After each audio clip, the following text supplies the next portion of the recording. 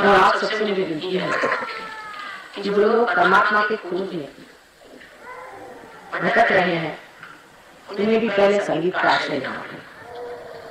उसके बगैर काम नहीं करना, क्योंकि अपने भारतीय संगीत की विशेषता यह है कि ये अत्यंत तपस्विता से और मेहनत से नहीं, उसकी गंभीरता, उसकी उड़ान, उसका फैलाव, उसकी गहराई, उसकी नजाकत, सब चीजों में परमात्मा के दर्शन मिलते हैं। और सारा संगीत उस ओम से निकला है जिसे लोग रूह के नाम से कहते हैं। इसलिए जब भी संगीत को संगीत में लगाता है उसके लिए आसान है कि परमात्मा को है। शायद आपको मेरी बात कुछ काव्य में लगे और कुछ यथार्थ से दूर प्रतीत हो। शायद ऐसा एहसास हो कि मैं कोई बात को इस तरह से कह रही हूँ जैसे कि संगीत कलाकारों को आनंद है, किंतु ये बात सच है। अपने अंदर भी 7 चक्र हैं और सब मिला करके 12 चक्र हैं। उसी प्रकार संगीत में भी 7 स्वर और 5 और स्वर मिलाकर पूरा एक स्केल बन जाता है।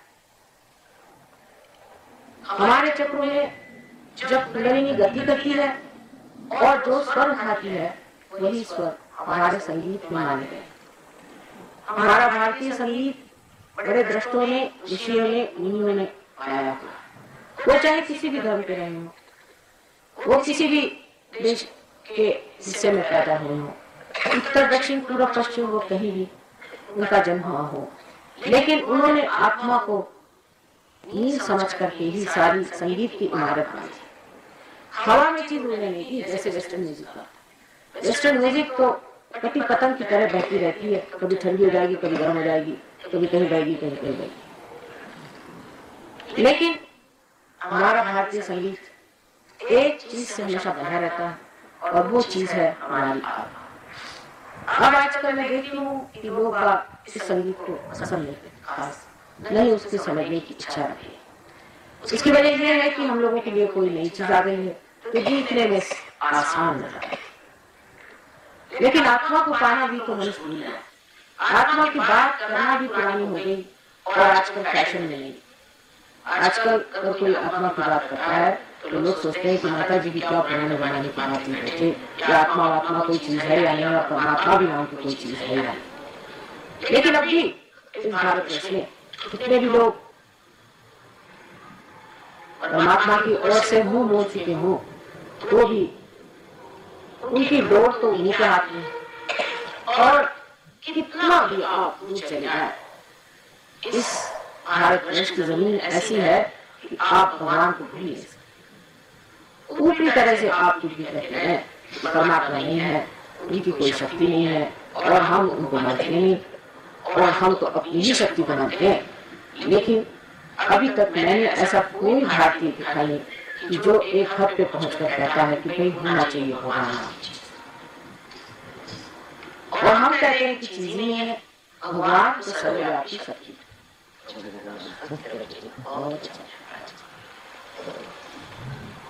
और इस शक्ति को पाने के लिए, उस शक्ति को जानने के लिए हम लड़ाई नहीं, हमें उसके लिए कुछ होता है। और हम समझते हैं कि ऐसी कोई शक्ति है जो हमारे अंदर से पैदा होती है। वजह यह है कि इस पर बहुत ही कम लिखा गया और जो भी कहा गया है बहुत गुप्त रूप से।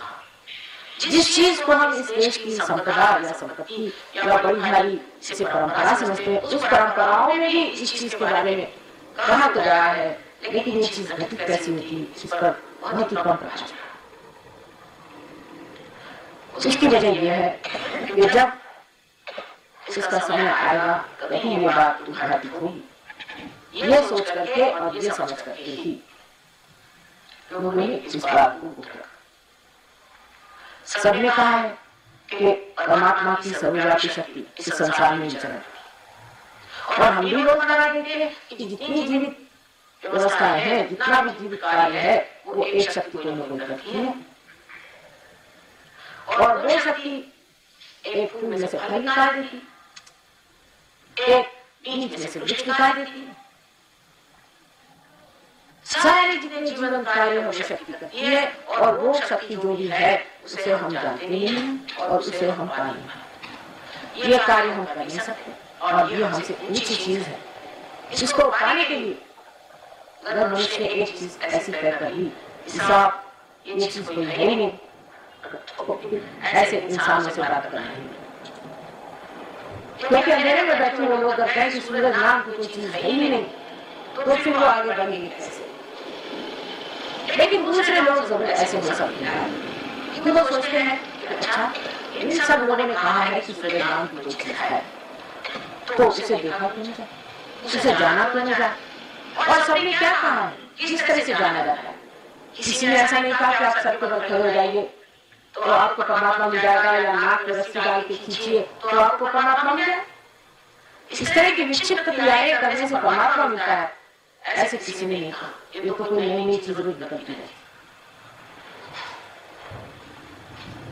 सब अपने शरीर को पाने की जमीन दुनिया और दुनिया भर की बेकार की चीजें जोड़ने की व्यवस्था में है, लेकिन जिसको जुटाना है उधर हमारी दृष्टि इसमें नहीं है कि कोई ऐसा मिलता भी तो नहीं जिसने जुटाया। जो भी बात करता है ये नहीं पता होता है किसी जेल से छूटा हुआ खराबी या कोई पैसा कमाने वाला यहाँ आदमी पहुंचा हुआ, बात तो परमात्मा की करता है और घर में ठगी करता है। इसलिए भी परमात्मा से विश्वास किया, सही बात, बिल्कुल सही बात। लेकिन इसमें परमात्मा का क्या? परमात्मा ने तो आपको एक अमीबा से इंसान बना दिया, उसने आपको ये सुंदर सृष्टि दी, ये सारे रंग और ये स्वर और ये सारा मधुर संगीत परमात्मा ही चमक है। उसने ही इसका आनंद उठाने की शक्ति हमारे में, इसने ही हमें अपने माँ बाप बच्चे सबको पहचानने की, उनको प्रेम करने की शक्ति, इसीलिए हमारे खाने पीने की और हर चीज की व्यवस्था कर रखी है। लेकिन अगर हम अपने आपस में लड़ झगड़ करके सिर्फ कवर करते हैं, उसे परमात्मा क्या करे? ये सब मनुष्य की बनाई समस्याएं हैं। परमात्मा ने हमारे लिए कोई समस्या नहीं बनाई, कोई सी नहीं। बस एक बार मानने की बात है और आप जान सकते हैं कि वो परमात्मा क्या है और आपका आत्मा है। इतनी सुंदर तरीके से अपने अंदर उन्होंने पूरा यंत्र धीरे धीरे जैसे जैसे हम लोग उत्क्रांति कर चुके, विभूषण होते रहा, वैसे वैसे धीरे धीरे हमारे अंदर ये सब संस्थाएं एक के बाद एक जुटती गई और ये सब चक्रों द्वारा हमारे अंदर स्थापित बड़ी मेहनत से ये यंत्र बनाया गया, बड़े संयोग से बनाया गया। अंतिम लक्ष्य यह है कि जो बाह्य में मनुष्य दिखाई देता है वो महामानव है, जो सर्वसाधारण और तुच्छ और हीन माना जाता है, वो अत्यंत उच्च कोटि का साधन परमात्मा है। लेकिन मनुष्य का स्वभाव ऐसा है कि वो सब चीज को अपना साधन बनाना चाहता है, किसी का साधन नहीं बनना चाहता। उसके स्वभाव से किसी का साधन वो क्यों बने, पर जिसके आपको साधन स्वरूप बनाया है उसके तो आपको साधन बनाना ही पड़ेगा। अगर आप उसका भी साधन बनने के लिए तैयार नहीं है, आपने जितने साधन जुटाए ये सब व्यर्थ। इनसे आपको कोई सुख की प्राप्ति और आनंद की प्राप्ति नहीं हुई, न होगी। आप इन देशों में जाकर देखिए, यहाँ सब लोगों ने हजारों साधन जुटाए, 2500 तरह के साधन जुटाए। आप अगर जाइए तो एक ऐसी मोटे हैं कि बैठे बैठे आप उसको दरवाजा खोल लीजिए, उसका कमरा बना लीजिए, उसका ये कर लीजिए। इसमें रखा इस सब तमाशेबाजी में रखा क्या है? ऐसे ऐसे मकान हैं कि जहाँ जाइए तो आप वहाँ पर एक ही जगह में स्विमिंग पूल भी मिल जाएगा, एक ही जगह में आपको बैठे बैठे आप अपने मोटर भी चलवा लें, सब करवाने से फायदा। ये सब तमाशेबाजी करके इंसान को मिला, इससे किसी को आनंद की उपलब्धि हुई। आनंद की बात है, मैं तो यहाँ तक कहती हूँ कि किसी के अंदर किसी भी प्रकार की शुद्धता है, और शुद्धता की बात न करें तो किसी के अंदर शांति है। जब युद्ध नहीं होता तो युद्ध की तैयारियां होती है, और फिर उसके बाद युद्ध होने के बाद फिर युद्ध की तैयारियां। ये तो मनुष्य की शुद्धता हो गई है। और शांति की बात यह है कि दो इंसान झगड़ा किए बगैर इन देशों में 5 मिनट से ज्यादा नहीं रह सकते। ऐसी दशा में ये सोचना चाहिए कि जितना कुछ हमारे लिए बहुमूल्य है, जिसकी हमें चाहत है, वो छोटी छोटी चीजें तक कहाँ मिल सकती, जैसे कि एक माँ का प्यार, एक बाप का आश्रय, एक बच्चों का लाभ और उनकी आज्ञाकारिता, कुछ भी नहीं। आप सब चीजों से अछूते इन पैसों से बनाई हुई चमकती हुई कृत्रिम दुनिया में, झूठी दुनिया में रह रहे, इससे परे परमात्मा की सच्ची, उसका सच्चा राज, उसकी सच्ची मोहब्बत, उसको आपने अभी तक जाना ही नहीं है, उसको आपने देखा ही नहीं है, इसलिए इन सब चीजों को आप बहुत ऊंची चीज समझते हैं। लेकिन ये चीजें किसी भी प्रकार आपको सुख नहीं देती। अभी देखिए, आप यहाँ संगीत सुन रहे थे, जिन्होंने बजाया दूसरों को आनंद देने के लिए, वो सुखदायक चीज है। लेकिन अगर आप आज ये इस कारपेट पे बनी है तो आपके लिए सब दर्द की चीज है। आप सोचते हैं कि खराब न हो जाए, कहीं बिगड़ न जाए, माता जी इस तरह से बैठी है, कहीं इसके रिश्ते न टूट जाए, न जाने कितने रुपया पाया, हाय तौबा लगी रहेगी कि भाई ये चीज ली, इसको आप कैसे बचा। अगर आपने इस चीज की परवाह नहीं की तो दूसरी चीज चल पड़ेगी। तो और क्या चीज है, ये पड़ोसियों के यहाँ ये चीजें, ये हमारे यहाँ कब आई, इस उलझन में और इसी में सारी जिंदगी बीत जाएगी। अब जो पता हुआ जनाबे अली स्वर्ग सिधार गए और नहीं तो पागल खाने में दाखिल हो। इस हालात को देखते हुए इंसान को सोचना चाहिए कि भाई क्या हम इसलिए पैदा हुए हैं, क्या परमात्मा ने हमको इंसान इसलिए बनाया कि हम पागल खाने चले जाए और आपस में लड़ते झगड़ते रहें, क्रोध करते रहें, किसी भी चीज का मजा न उठाएं, इंसान का मजा न उठाएं। आखिर हो क्या गया? हम लोगों में कौन सी चीज ऐसी बच गई है, रह गई है, जो अछूती है, जिसके कारण हम इस तरह से हो गए हैं कि हमें अपने से परे दुनिया दिखाई नहीं देती है। इतना स्वार्थ, इतनी अंधता, इतना अत्याचार क्यों है? कभी इंसान को एक तरफ बैठ के ये भी सोचना चाहिए। हर समय वो यही सोचते रहता है कि मेरे साथ क्या जाती हुई, उन्होंने मेरा कितना घाटा किया, उन्होंने मुझे कितनी तकलीफ दी और आपने क्या किया। फिर ये भी सोचने लग जाए कि मैंने कितनी तकलीफ दी है, तो भी वो सोच होगा और ये भी एक सोच होगा। दोनों तरह से आदमी शोक में ही डूबा हुआ है। तो क्या परमात्मा ने आपको इसलिए इंसान बनाया कि आप बैठ करके हर समय यहाँ पर रोया करें और शोक मना करें, रोया करें और शोक मना करें? क्या यही परमात्मा की इच्छा थी कि ऐसे शोकग्रस्त, पीड़ित, दुखी, रोगी ऐसे लोग बना, या इस तरह के लोग जो अपने अहंकार में डूबे हुए हैं, जो चाहे सो करते हैं, महाबेवकूफ। एक साहब एक दिन आए और उल्टे कोट वोट पहने, तो मैंने कहा कि साहब उल्टा कोट क्यों पहन लिया?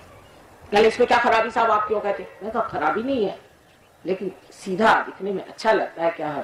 तो आपने क्या समझ रखा हम चाहे जो करें, आप कौन होती है? मैंने कहा ठीक है, बात ये आंख में दिखाई देता है इसलिए कह दिया, आगे नहीं कहेंगे। पता हुआ कि ये बहुत रईस आदमी,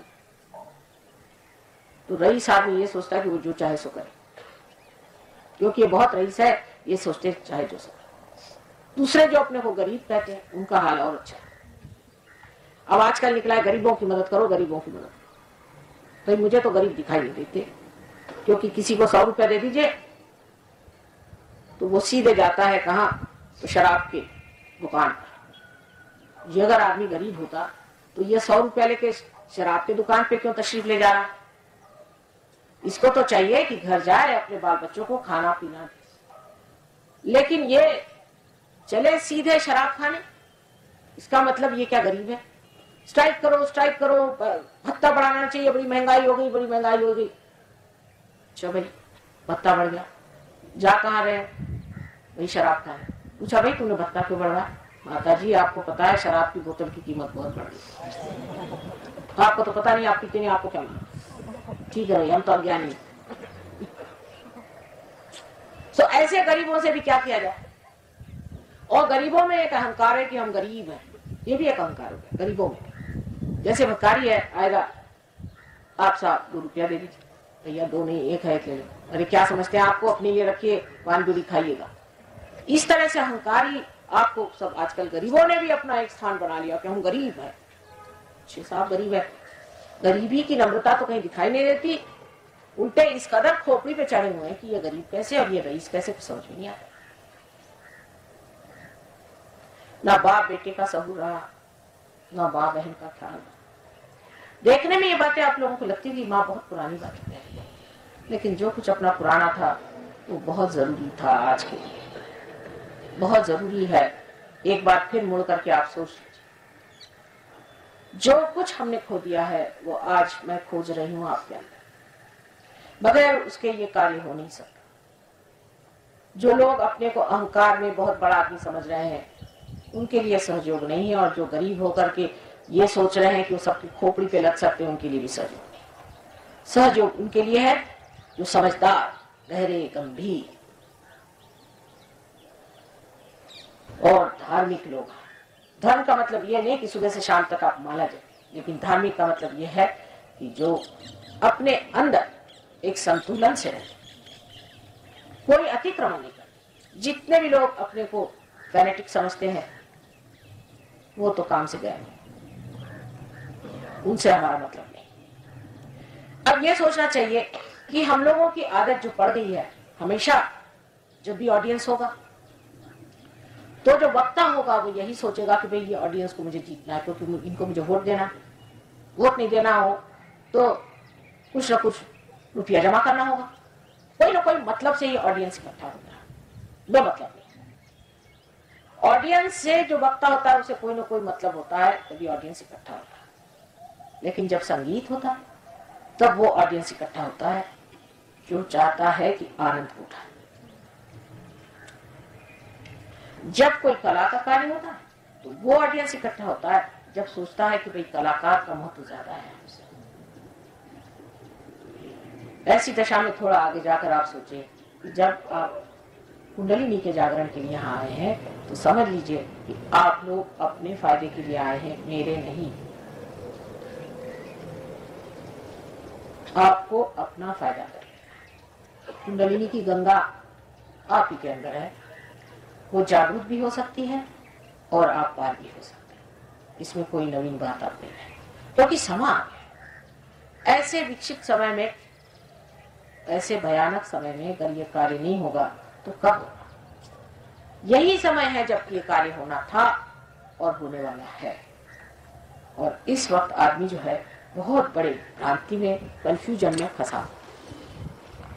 इस वक्त वो ये नहीं समझ पा रहा सही कौन है और गलत। लेकिन एक बात आप जान लीजिए कि जब मुझे आपसे कुछ लेना ही नहीं तब आपको मुझे देखना है कि आप में से सही कौन है और गलत कौन है। आपको ये नहीं देखना कि मैं सही हूं या गलत हूं, क्योंकि मुझे तो कुछ लेना देना ही है आपसे। इस बात को पहले समझ लेना चाहिए, क्योंकि अधिकतर हम ये देखने आते हैं कि ये सही है या गलत है। लेकिन इस वक्त थोड़ी नजर अपनी और होनी चाहिए कि क्या हम सही हैं? जिस चीज के लिए आए हैं ये कितनी बड़ी चीज है, आत्मा का साक्षात्कार, जो सबसे महान चीज है। इससे बड़े के संसार में पाने की कोई चीज ही नहीं। और अगर वो चीज माता जी देने के लिए बैठी हुई है तो क्या वाकई हम इस योग्य हैं? मैं कहती हूँ है, और बिल्कुल है। अपने प्रति आस्था रखें और ये कार्य हो सकता है। परमात्मा ने बहुत सोच समझ करके आपको बनाया, ऐसा बनाया है कि मैंने इंसान को देखा, कितना भी गिरा हुआ, कितना भी दुष्कर हो, उसकी कुंडली नहीं जगा सकते। पता नहीं कैसे, ऐसी कमाल हो गई है परमात्मा की, इसकी मेहर की ऐसी कमाल। आपसे बताती हूँ कि जिसके लिए लोग आके बताते हैं कि माता जी तो इतना गया बिता आदमी, इसको छोड़ दीजिए, वो तक पार हो जाता है। क्या कमाल! मेरे ख्याल से परमात्मा ने यही सोचा होगा कि इस वक्त नहीं इनको पार कराएंगे तो ये गए सब लोग काम से। और मैंने जो इतनी बढ़िया चीज बना के रखी है, मेरी जो इतनी उत्तम कृति मनुष्य है वो सर्वनाश होने से मेरी सारी सृष्टि ही खत्म हो जाए, और इसीलिए ये कार्य बड़े जोरों में हो रहा है। लेकिन इंसान खोजता क्या है और जानना क्या चाहता है, ये वो अपने बुद्धि से ठहराता है। जिस चीज को आपने बुद्धि से ठहरा लिया है वो सब सीमित बात है, आपकी अपनी बनाई हुई बात है। लेकिन जो सच है, जो यथार्थ है, उस असलियत को पाने के लिए पहले ये सोचना चाहिए कि हम उसे जाने, देखें, परखें, क्योंकि असलियत अपनी जगह मुकम्मल है, उसको आप हासिल नहीं कर सकते जब तक आप उसको न माने कि वो अपनी जगह है, वो ठहरी हुई है अपनी जगह, और उस चीज को पाने के लिए आपको वहां तक पहुंचना होगा, न कि वो चीज आपके पैरों पे गिरेगी कि साहब मुझे आप अपने सर उठा दीजिए। मैं मां हूं और मां बच्चों को कभी कभी सुझाव देती है और समझाती है, और कभी कभी डांटना भी पड़ता है। बच्चे ना समझ, उनको बहुत प्रेम और बुद्धिमत्ता से परमात्मा की ओर ले जाना, क्योंकि उसके सिवा कुछ चारा मुझे दिखा नहीं। उसको पाए बगैर इंसान तहस नहस हो जाएगा। आत्मा को पाए बगैर आप चाहे कुछ कर लीजिए, आप अपने को दूर हटा के रखिए, कुछ भी कर लीजिए, आप खत्म हो जाए। परदेशी देशों में जहां जहां आप जाके देखिएगा, आपको आश्चर्य होगा कि किस रफ्तार से ये लोग जहन्नुम में जा रहे हैं, दोज़ख में जा रहे हैं, कि जिंदगी कहां खत्म हो रही, इनका हाल क्या है, क्योंकि इन्होंने अपनी आत्मा को नहीं पाया। एक पेड़ बाहर से दिखाई देता है, उसको ही सब कुछ मान लेने से नहीं होता है, उसकी जो जड़ें हैं उसको खोजना। जब तक उसके जड़ में आप नहीं उतरेंगे तब तक इस पेड़ का कोई माना नहीं होता, और वो जड़ हमारे अंदर है, खासकर इस योग भूमि में है। आप चाहे सूट पहन लीजिए, चाहे आप टाई लगा लीजिए, और अपने नाम दाम भी बदल लीजिए, आखिर इस देश के आप बच्चे, और ये देश एक योग भूमि।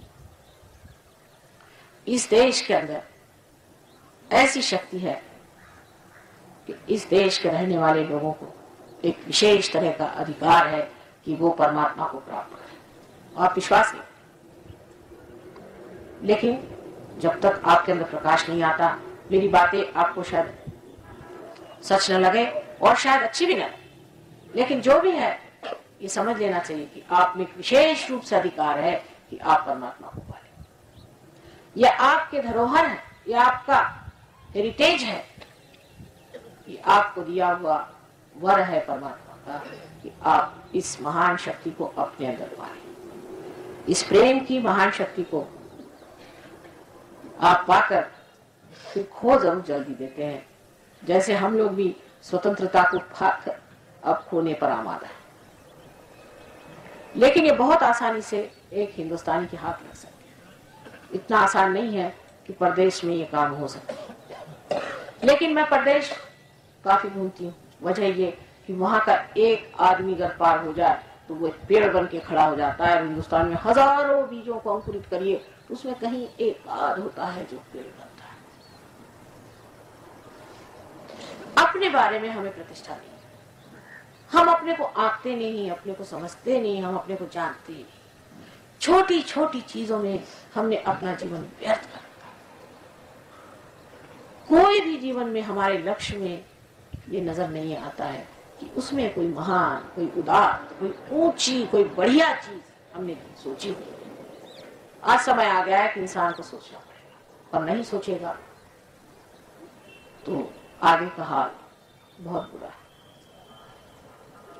अभी जो बिगड़ा है वो भी सुधर सकता है, वो भी ठीक हो सकता है। इसलिए सबसे पहले आत्मा को आप प्राप्त करें। आप कैसे प्राप्त करें? सब लोग कहेंगे माँ कैसे, उसकी आपको चिंता करनी चाहिए। आपके अंदर यह शक्ति निहित है, आपके अंदर आत्मा निहित है।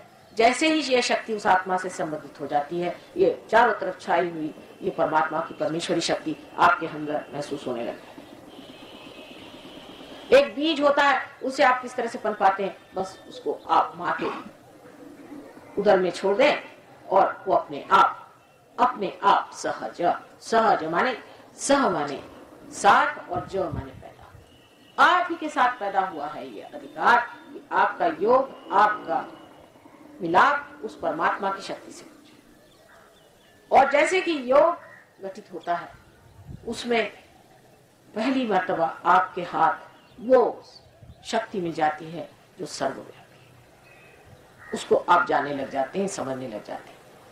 धीरे धीरे ये शक्ति बढ़ती है और आप इसका काम समझते हैं, ये किस तरह से चलती है, इसको किस तरह से इस्तेमाल करना चाहिए। और जैसे जैसे आप बढ़ते हैं ऐसे ऐसे एक बीज का एक वृक्ष खड़ा हो सकता है। इस विभाग का विशेष कारण ऐसा है कि न जाने कैसे हमें यहाँ पर एक आश्रम की जगह मिल गई। पहले भी हमें गवर्नमेंट ने जगह दी हुई है, लेकिन ऐसी दी हुई है कि कुछ समझ में नहीं आता। सब्जी मंडी में जगह दी जहाँ पर कि बैल बैठे रहते हैं और वहां पे गाड़ियां छोड़ी हुई। पता नहीं गवर्नमेंट का दिमाग कैसा। हमने कहा भाई हम तो मेडिटेशन करने वाले हैं, तो ये कौन सी आपने जगह हमारे लिए खास ढूंढ कर दी है। इस प्रकार उन्होंने हमें बड़ी बढ़िया जगह दी। बहरहाल अभी कोशिश कर रहे हैं वो कि और कोई बढ़िया जगह ढूंढे, भगवान जाने अब और कहाँ पहुंचा देते। गवर्नमेंट की बुद्धि जैसे चलेगी वैसे ही चलेगी, अब हम तो कुछ कर नहीं सकते। बहरहाल परमात्मा की कृपा से ही ये जगह हमें यहाँ दी गई, छोटी सी जगह है लेकिन काफी है। इस आपके एन्क्लेव में ये जगह का होना कुछ मायना रखता है। कोई ना कोई आप लोगों की पूर्व पुण्याई है, कोई ना कोई विशेषता आप लोगों की है, इसलिए यहाँ पर ये जगह हो गई है। इसमें आपको पैसा देना नहीं। एक बात समझ ले कि परमात्मा को पैसा नाम की चीज मालूम नहीं, ये इंसान समझ ही नहीं सकता, उसकी खोपड़ी में नहीं घुस सकता कि परमात्मा का कार्य बगैर पैसे के होता है।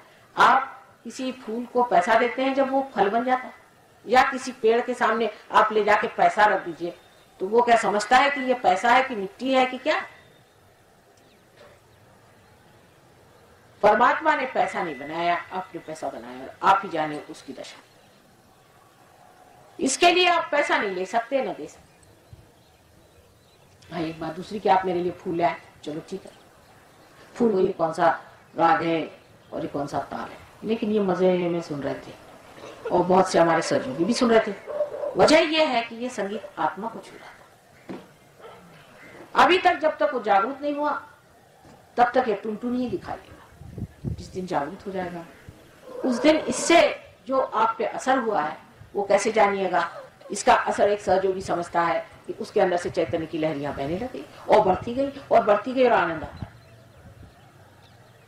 तो परमात्मा की शक्ति कार्यान्वित होती है, वो बोलती नहीं, कार्यान्वित होती है, कार्य को करती। वो जैसे मनुष्य सोचता है कि अब मैंने बैठे बैठे सोच लिया, अच्छा सोच लिया तो क्या, सोचने से आपकी मोटर चलेगी? चला के दिखाइए, मोटर में बैठे और सोचते रहे सोचते रहे सोचते रहे। मैंने सोचा गया, आपने सोचा माने इस बुद्धि से इसमें कितनी सीमाएं हैं आप जानते हैं। हम तो सोचते हैं, आप कैसे सोचते हैं? उस सोचने से आप कौन से कार्य को कर सकते हैं? ज्यादा से ज्यादा आप करते ही क्या है, मरी हुई चीज की मरी हुई चीजें बनाते और खुद भी उनको इस्तेमाल कर करके मरगिल्ले हो जाते हैं। मैंने ऐसे कि आपने मोटर बनाई, अब मोटर से आप चलने लगे, आपने तो सोचा आप अफलातून हो गए, लेकिन इस मोटर के हो गया आपको लाभ, क्योंकि दो टांगे आपकी गई काम से। और अगर किसी दिन मोटर फेल हो गई तो आपकी हालत खराब, फिर उसके बाद आपका चलना बिल्कुल मुश्किल और आप बैठ गए। जितनी आपने इस तरह की चीजें बनाई हैं ये आपकी खोपड़ी पे लगी और उसको लदाने से आप सोचते हैं कि आप बहुत बढ़ गए हैं, सो आप बाहर बढ़ गए, अंदर इतने से हो गए हैं छोटे से। आपकी अपनी कोई शक्ति नहीं है, अपनी शक्ति सिर्फ आत्मा से आती है और उसको प्राप्त होना चाहिए। ये एक इच्छा पहले करनी चाहिए। पहले ये इच्छा करनी चाहिए कि माँ मैं आत्मा हूं और मेरे चित्त में आत्मा का प्रकाश आने दीजिए। जब तक ये इच्छा आपके मन में नहीं होगी तब तक मेरा हाथ नहीं चलने वाला। पहले इच्छा होगा कि मैं आत्मा हूं और मैं इस आत्मा को प्राप्त हूं। अब माँ का जैसा हाल होता है कि वो गैस्ट्रॉइड भी पिलाना चाहे तो उसमें कुछ कहानी बता के और कुछ मीठा उठा मिला के चढ़ा देती। लेकिन सच बात आपसे बताऊं कि आत्मा को मिलते ही आप पाइएगा कि आपका शारीरिक, मानसिक, बौद्धिक जितना भी क्लेश और जितना भी संघर्ष है सब खत्म हो जाए। जो कुछ भी आत्मों से आप पीड़ित है सब खत्म होकर के एक आप दूसरे ही सतह पे, एक दूसरी नगरी में जाकर बैठेंगे, एक दूसरे हो जाए। इसीलिए जिसने ब्रह्म को जाना उसे द्विज कहते हैं, माने जिसका जन्म दूसरा हो। और बहुत से लोग ऐसे अमेरिका में देखे मैंने जो अपने इश्तहार लगा घूमते हैं कि हमारा जन्म दूसरा हो गया। भाई कैसे? भाई आपने कहा कि जन्म दूसरा होगा तो उसके कुछ दिखना भी तो चाहिए आसार कि आप कैसे कह रहे हैं आपका जन्म दूसरा। तो इंसान का जब जन्म दूसरा हो जाता है तो उसकी जो चेतना है, उसकी जो अवेयरनेस है, वो जो महसूस करता है वो सब कुछ सार्वजनिक हो जाता है, सामूहिक हो जाता है, कलेक्टिव हो जाता है। जैसे बैठे बैठे यहां से आप बता सकते हैं कि फला फला इंसान के कौन से चक्र पकड़ो, सब जानकारी इससे हो सकती, क्योंकि सब चीज को जानने वाला आपका आत्मा है, आपकी बुद्धि नहीं। बुद्धि तो ये भी है और वो भी है, इसी से आदमी सब राग है। लेकिन जो सिर्फ है वो आत्मा जानता है और जो सच है वो आत्मा बताता है। हम लोग ये बहुत कुछ सुनते आए अभी तक, हर तरह से लोगों ने समझाया, उसमें सच भी बोलने वाले बहुत थे और झूठ बोलने वाले भी बहुत थे। बहुत से झूठ बोलने वाले तो ऐसी कॉपी करते हैं सच बोलने वाले की कि सच बोलने वाला ही अवाक रह जाता है कि ये कैसे मेरी ही बात दोहरा रहे हैं इतने जोर जोर से और हिम्मत के साथ। और परदेसी लोग तो सोचते हैं कि भाई ये जब बोल रहा है तो सच ही होगा, ऐसे झूठ कैसे बोल सकता है। उनको नहीं मालूम कि हम लोग झूठ बोलने में कितने माहिर हैं।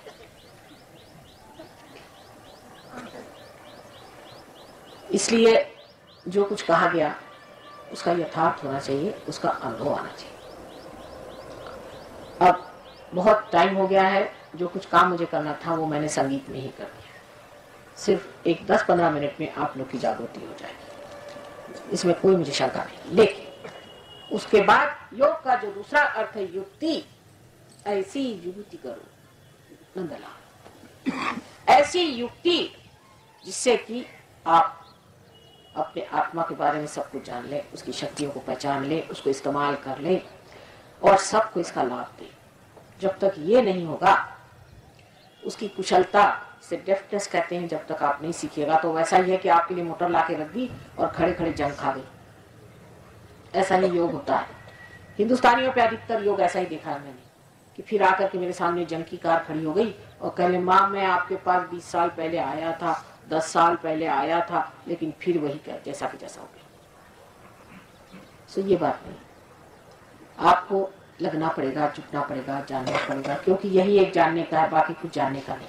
इसको जान लिया तो आपने सब कुछ जान लिया। छोटे छोटे बच्चे भी इसको जान सकते हैं, अनपढ़ लोग भी इसको जान सकते हैं। एक बहुत अनपढ़ आदमी है, उन्होंने न जाने हजारों लोगों को सहयोग के अभ्यास से तंदुरुस्त कर दिया, उनकी बीमारियां ठीक कर दी, कैंसर जैसी बीमारियां ठीक कर दी। वो डॉक्टर नहीं है, वो डॉक्टरी सीखा नहीं है, लेकिन तत्व पे उतर के उसने ये काम करके दिखा। आप भी सब कर सकते हैं। सबसे पहले आप अपने को ठीक कर लीजिए, अपनी आस्था से आप इस परम तत्व को पाले, उसके बारे में बाद में आप सीख ले। खासकर आप लोगों के लिए यहाँ पे इतने नजदीक मंदिर आया हुआ है कि आप पैदल भी चल के आ जाए तो भी आप यहाँ पहुंच सकते।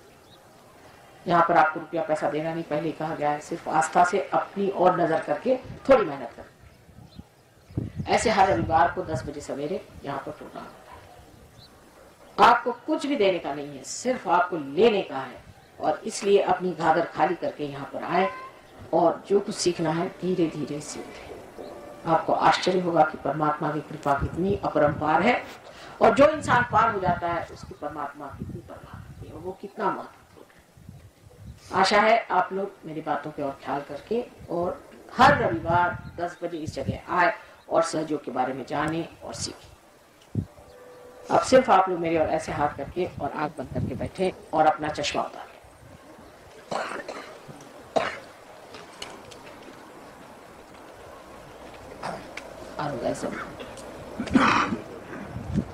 अब देखिए कि आप सिर्फ अपना हाथ सर पे रखिए, सर के ऊपर आधार रखिए, राइट हैंड रखें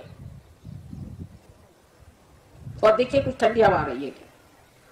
देखिए कुछ गर्मी आ रही होगी शुरू में, क्योंकि गर्मी होती है ना अंदर, वो निकलनी चाहिए, वो निकल रही है। और अब देखिए धीरे धीरे, और दूसरा हाथ रखिए,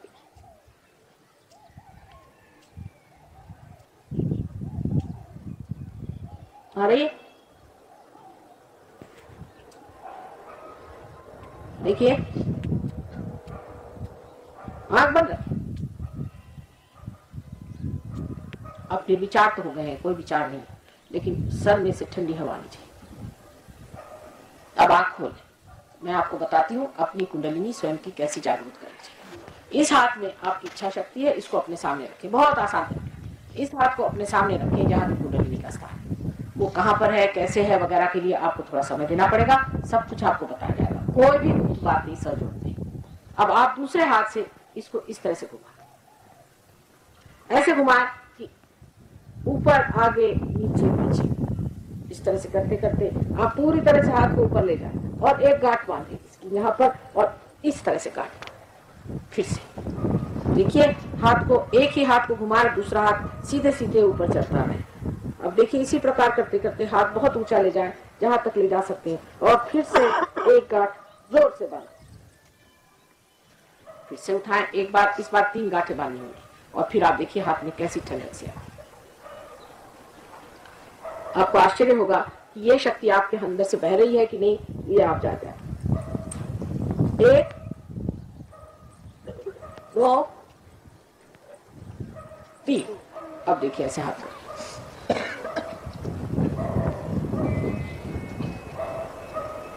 रहा है, हाथ में ठंडक चल रही, सनसनाहट आ रही धीरे धीरे देखिए, या दोनों हाथ ऊपर एकदम, और आंख बंद करके मन में पूछे कि क्या ये ब्रह्म शक्ति है जो सारे जीवित कार्य को करती है? माँ, क्या ये वही ब्रह्म शक्ति है? देखिए अब आपके हाथ में ठंडक सी आ रही है, सनसनाहट सी हाथ में आएगी।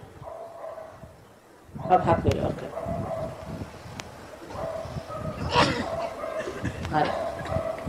कितना सरल सहज काम, जिसके लिए हजारों वर्ष लोग तपस्या करते थे और परेशान रहते थे, इतना सहज आपको मिल गया। तो आप कहेंगे माँ ऐसे कैसे? आप में भी कोई बात है और मुझ में भी कोई बात है, इसीलिए काम जानकार ही काम कर सकता है ना, और जो इसका जानकार है वही ये कार्य को कर सकता है। अभी तक इतनी बात अपने लिए कहूंगी मैं, लेकिन ये भी बात आपके लिए कहूंगी कि आप लोगों में भी पूर्वों पुण्याई है, इस वजह से आप भी पा रहे हैं। अब इससे आगे क्या होना चाहिए, कैसे चलना चाहिए, ये शक्ति को जो प्राप्त हुआ है इसको कैसे बढ़ाना चाहिए, क्या करना चाहिए, इसके लिए सामने ही मंदिर है, वहां आप लोग आए और इसका पूरा लाभ उठाएं। आज इतने जल्दी काम हो गया, इसकी वजह ये थी कि संगीत जब चल रहा था तभी मैं आपके चक्रों की सफाई कर रही हूँ। परमात्मा आप सबको सुखी रखे।